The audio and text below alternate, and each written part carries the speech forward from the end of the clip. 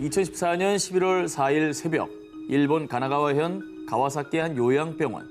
당시 당직이었던 직원 이마이 하야토는요, 졸음을 쫓을 겸 요양원을 나와 주변을 거닐고 있었습니다. 그런데 저기 왜 사람이 쓰러져 있지? 1층 정원에서 쓰러져 있는 한 노인을 발견. 안타깝게도 그는 이미 사망한 상태임을 확인합니다. 이후에 이마이는 곧바로 경찰에 신고했고요. 조사 결과 사망자는 요양원 4층에서 지내던 87세 노인으로 밝혀졌습니다. 아이고, 사인이 뭔지가 궁금하네요. 이 추락 사건이 일어나고 얼마 뒤 4층 베란다에서 또 86세 여성이 추락을 합니다. 그리고 약 3주 뒤에는 6층에서 96세 여성이 추락해 모두 사망하는 사건이 잇따라 발생했습니다. 이게 비슷한 사건이 계속해서 발생한다는 게 뭔가 좀 이상한 낌새가 있거든요. 게다가 세 노인이 뛰어내린 베란다에는 약 120cm의 난간이 있었는데요. 8, 90대 노인이 자력으로 넘기에는 높은 편이었기 때문에 경찰은 이 사건을 타살로 추정하고 본격적인 수사에 돌입했습니다. 그리고 5개월 뒤 경찰이 이 연쇄 추락 사건의 유력 용의자로 한 남자를 지목했습니다. 그는 바로 요양원 직원 어머, 이마이 하야토였습니다. 아니, 아까 처음에 신고했던 사람 아니에요? 그렇습니다. 경찰은요, 세 사건이 발생한 시각에 모두 근무했던 유일한 당직자가 이마이여서 노인들의 추락사에 관련이 있는지 추궁을 했는데요. 그러자 아, 그 영감 손이 많이 가는 노인이었어요. 그래서 베란다로 불러서 던졌어요. 자신의 혐의를 모두 인정했고요. 구체적인 범행 방법까지 설명한 이마이. 그러니까 일말의 죄책감도 없이 자기 귀찮게 했다고 지금 그렇다는 거 아닙니까 지금? 그렇죠. 와, 이게 정말 제정신인 사람으로 귀찮아서 던졌다는 거예요. 말이 됩니까? 자, 그리고 2018년 1월 일본 요코하마 지방법원에서 3명의 노인을 연속 살인한 요양원 직원 이마이에 대한 첫 공판이 열렸습니다. 그런데 말입니다. 저는 사람을 죽인 적이 없어요. 너무 억울합니다. 뭐야? 갑자기 살인 혐의를 전면 부인한 이마이. 왜? 그러나 2018년 3월 요코하마 지방법원은 그동안의 경찰 조사 내용을 바탕으로 그의 모든 혐의가 인정되고 앞으로 갱생 가능성도 기대할 수 없다며 사형을 선고했다고 합니다. 생명의 존엄성을 더 지켜야 할 이들의 엽기 행각, 자신들이 지은 죄를 부디 똑똑히 깨닫길 바랍니다. 2014년 11월 1일 새벽 홍콩에서 있었던 일입니다. 경찰서에 한 통의 전화가 걸려왔습니다. 경찰서죠? 지금 우리 집으로 오셔야 할 것 같아요. 신고자는 영국 국적의 29세 남성 루릭 저팅이었습니다. 경찰은 저팅의 신고를 받고 아파트로 향했는데요. 그런데 저팅의 집 곳곳에 피가 튀어 있었고요. 한 여성이 목과 둔부에 깊은 상처를 입고 쓰러져 있었습니다. 치명상을 입은 그녀는 안타깝게도 숨지고 말았습니다. 그런데 더 충격적인 건 경찰이 저팅의 아파트 난간에서 여행용 가방을 발견했는데 가방 안에서 또 다른 여성의 사체가 발견됐습니다.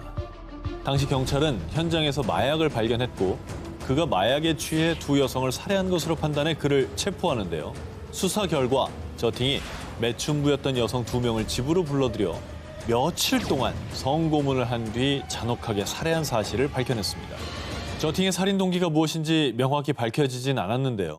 더욱 충격적인 사실은 저팅에 대한 주변 사람들의 증언입니다. 그가 그런 짓을 했다고요? 저팅은 좋은 사람이었어요. 회사에서도 인정받고 배려심도 깊었었는데. 저게 무서운 거야, 저게. 아무도 의심을 안 하잖아요. 두 얼굴의 사나이였구나. 저팅은 영국 명문대를 졸업한 뒤 2013년부터 미 최대 은행인 뱅크 오브 B의 홍콩 지사에서 근무했던 엘리트였습니다. 이게 뭐 사회적으로는 잘 나가는 엘리트의 가면을 쓰고 있었던 거 아니에요. 그런데 뒤로는 사람을 잔혹하게 살해한 그런 악마였던 게 너무 충격적이에요. 수사를 하면서 그의 끔찍한 기행들이 속속 발견됐는데요. 퇴사를 하면서 회사에서 쓰는 자동 회신 메일에 나는 사무실에 없으니 정신 나간 사이코패스가 아닌 다른 사람에게 연락해라 라며 스스로를 사이코패스라고 칭하는 메시지를 남겼고요. 이어서 정말 충격적인 영상도 발견됐는데요. 내 이름은 루릭 저팅이다. 난 5분 전에 살인을 했지. 살인마 저팅이 피해자들을 고문하고 살해한 과정을 촬영까지 해놓은 겁니다. 아휴, 게다가 살인 혐의로 기소된 저팅이 법정에서 나오는 모습이 사진 찍혔는데 보시죠. 어머! 완전히. 아, 소름 끼친다. 마치 즐겁다는 듯 섬뜩한 미소를 지어 보였습니다. 무섭다. 2016년 홍콩 법원에서는요, 루릭 저팅은 정상적인 인간의 상상을 넘어서는 매우 소름 끼치는 행위를 저질렀다라며 살인마 저팅에게 종신형을 선고했다고 합니다. 두 얼굴을 가진 잔혹한 살인마, 평생 피해자에게 속죄하길 바랍니다. 클리블랜드의 한 법정. 엄숙한 분위기 속에서 재판이 진행되고 있었는데요. 왜 이래. 어머.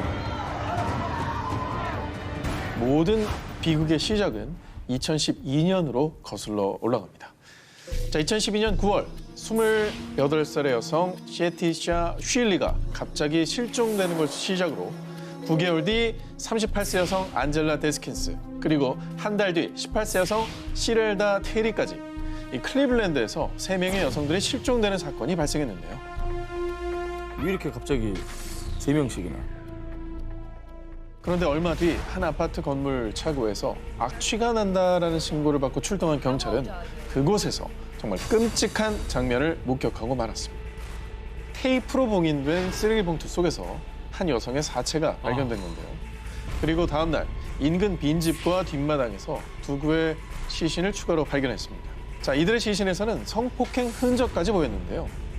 이들은 바로 실종됐던 여성들이었죠. 인간으로서 할 수 없는 짓이에요, 진짜. 그런데 얼마 뒤 범인이 체포됐는데요. 범인은 성폭행 미수 혐의로 4년 동안 복역한 바 있었던 성범죄자 마이클 메디슨. 그는 죄를 뉘우치지 않고 또다시 여성들을 상대로 잔혹한 범죄를 저지른 거였죠.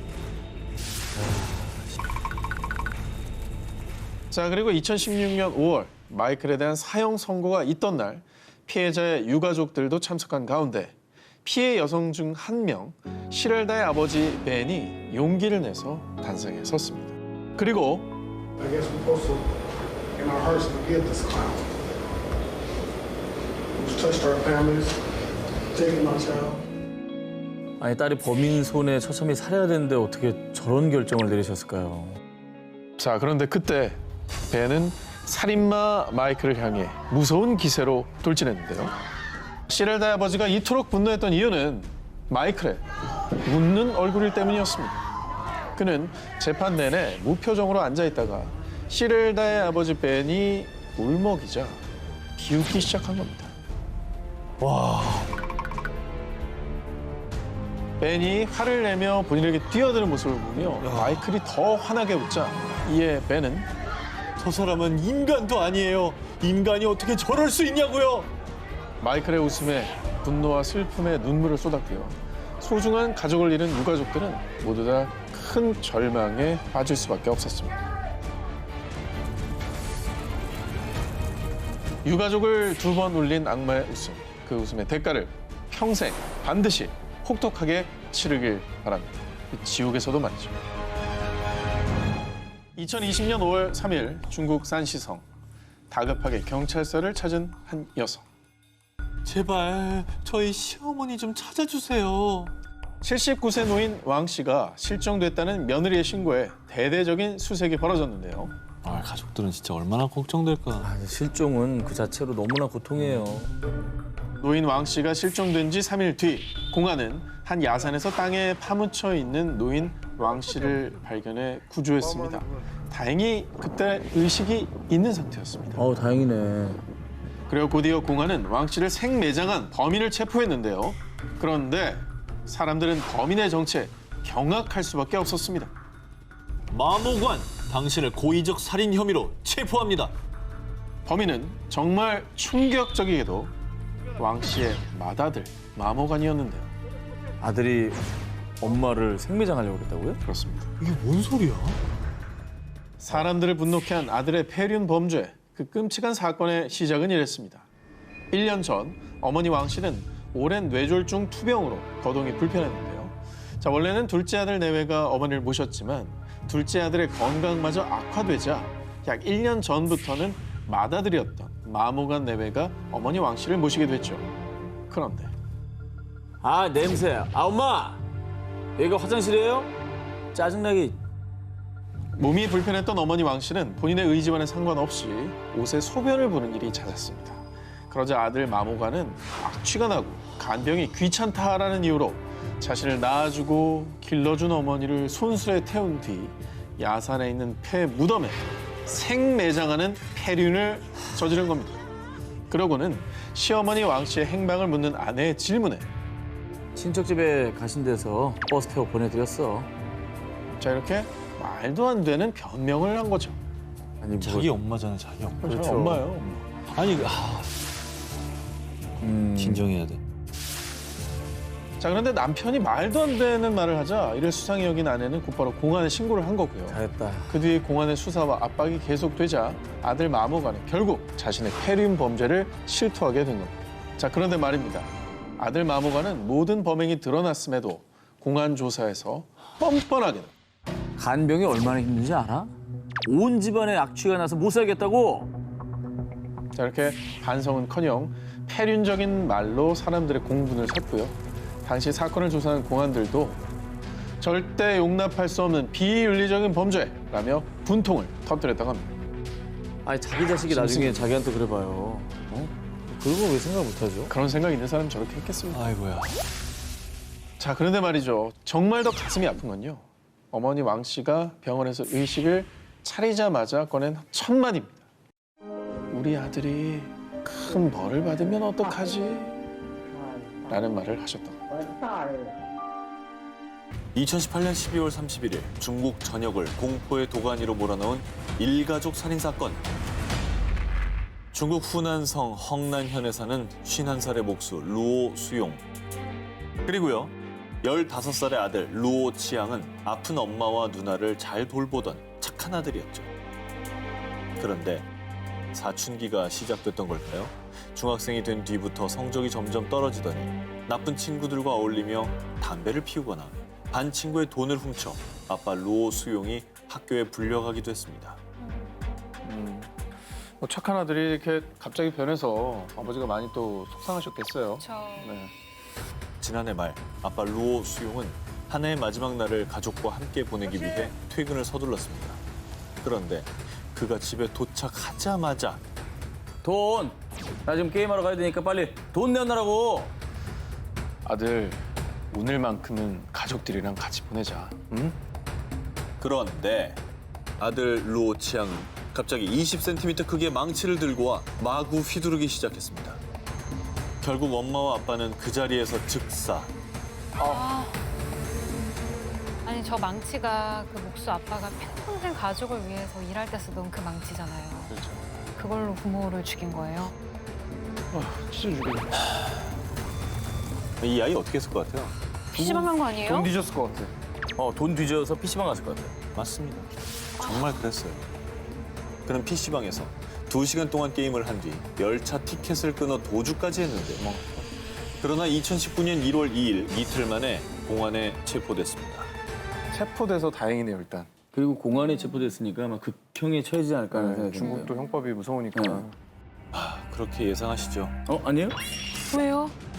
이 사건이 중국에서 더 이슈가 됐던 이유. 중국에서 형사처벌이 가능한 나이는 만 14세 이상. 그런데 루오 치앙은 만 13세, 14세 미만이었습니다. 이 살인범 루오 치앙은 그 어떤 처벌도 받지 않고 풀려날 것이라고 전해졌는데요. 보완을 좀 해야겠다, 이거. 이번 사건으로 인해 중국 국민들은 형사처벌 대상 연령을 낮추자는 목소리가 커졌다고 합니다. 2016년 10월 미국 캘리포니아주의 한 마을. 새벽을 깨우는 노인의 비명에 마을 주민 낸시 오초아는 급히 집 밖으로 나왔습니다. 그런데 이게 웬일입니까? 한 남성이 노인을 잔인하게 폭행하고 있었습니다. 와, 뭐야. 왜 그래? 더 충격적인 건 남성이 폭행한 노인은 바로 그의 어머니였다는 사실이죠. 혈압.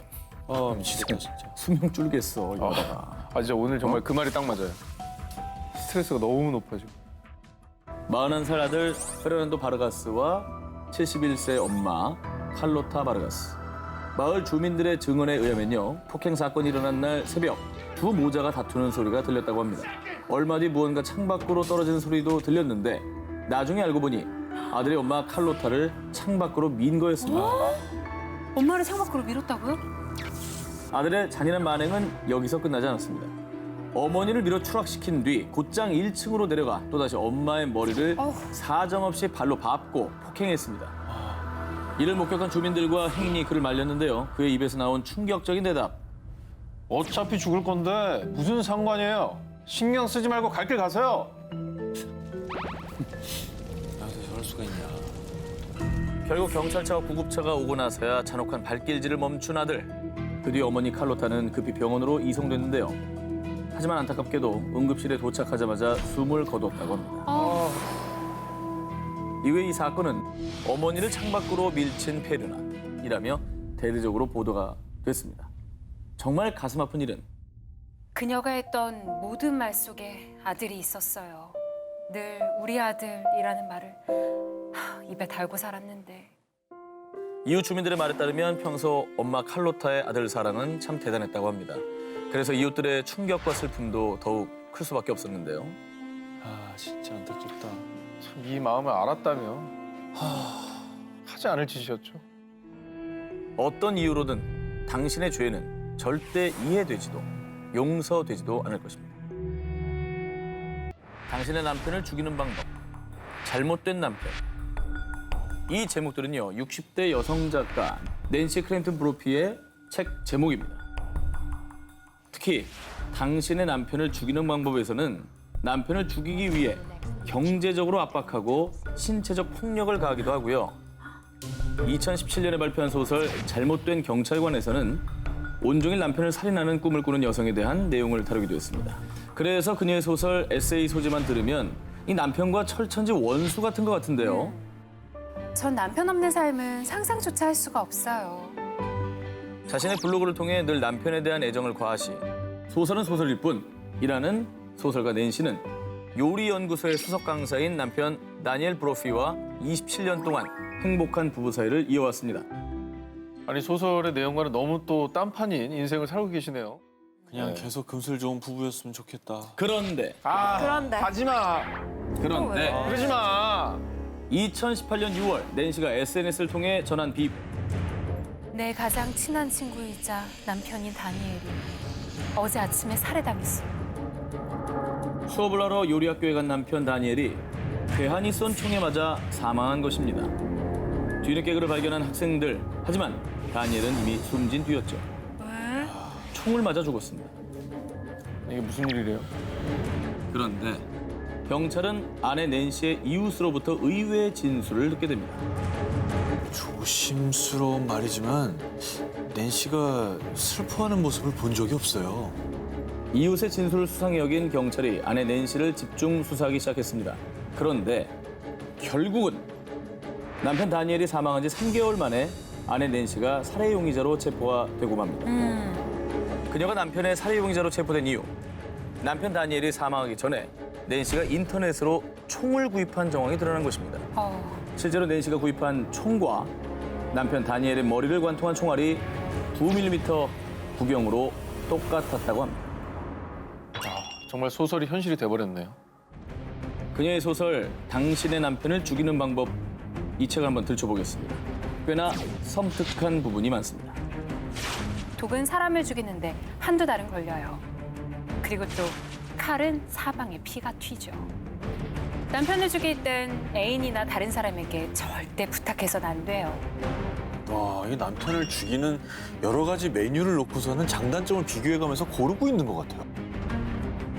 한편 현재 교도소에 있는 낸시는 살해 혐의를 강력하게 부인하고 있는 상황으로 검찰과 주장이 첨예하게 대립하고 있습니다. 섬뜩해. 과연 그녀의 소설과 남편의 운명이 닮아 있는 건 단순한 우연인 걸까요? 2018년 일본 고베시에 위치한 한 고속도로 휴게소. 그런데 휴게소 내 편의점 직원은 홀로 방황하는 70대 노인 A씨를 발견했습니다. 그래서 편의점 직원은 곧장 경찰에 신고했고요. 출동한 경찰은 노인 A씨에게 자초지종을 물었습니다. 할아버지, 댁에 모셔다 드릴게요. 댁이 어디세요? 아, 나는 몰라. 여기가 어디야? 알고 보니 A씨는 중증 치매 환자였던 겁니다. 그런데 집이 어디인지도 모르는 노인 A씨가 유일하게 기억해낸 단 한 가지. 이름? 알지. 다나카 리스코? 다행히도 이름만은 기억하고 있었던 노인 A씨. 그래서 경찰은 신원 조회를 했는데요. 그런데 다나카 리스코, 당신을 보호 책임자 유기 혐의로 체포합니다. 에? 할아버지 이름 아니었어? 누구 이름이에요? 누가 체포된 거예요? 자, A씨가 유일하게 기억했던 이름은 본인의 이름이 아닌 딸의 이름이었습니다. 그렇습니다. 노인이 거리에서 서성거린 이유는 딸이 아버지를 버렸기 때문이었죠. 아, 근데 너무 슬퍼요. 그 와중에 딸의 이름은 기억하고 있었다는 거. 유일하게 기억한 이름이 딸의 이름인데. 사연인즉슨 46세 딸 다나카 리스코는 미혼으로 치매 환자였던 아버지를 홀로 돌봤다고 합니다. 하지만 나날이 심각해지는 아버지의 치매 증세에 딸 다나카는 절대 해서는 안 될 해륜을 저지르고 맙니다. 저기 편의점 보이죠? 먼저 내려서 가 계세요. 주차하고 갈게요. 그러고 떠난 거예요? 그랬나 보네. 네.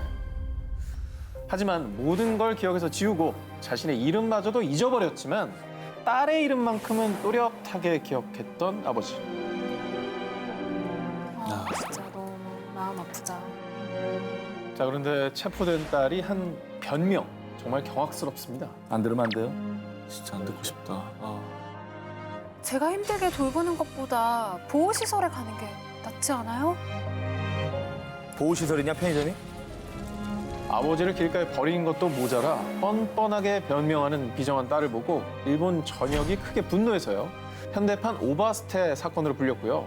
아버지가 치매라 이 사실을 모르는 게 다행이라며 모두 안타까워했습니다. 차라리 모르시는 게 낫네요, 정말로 저거는. 그러니까.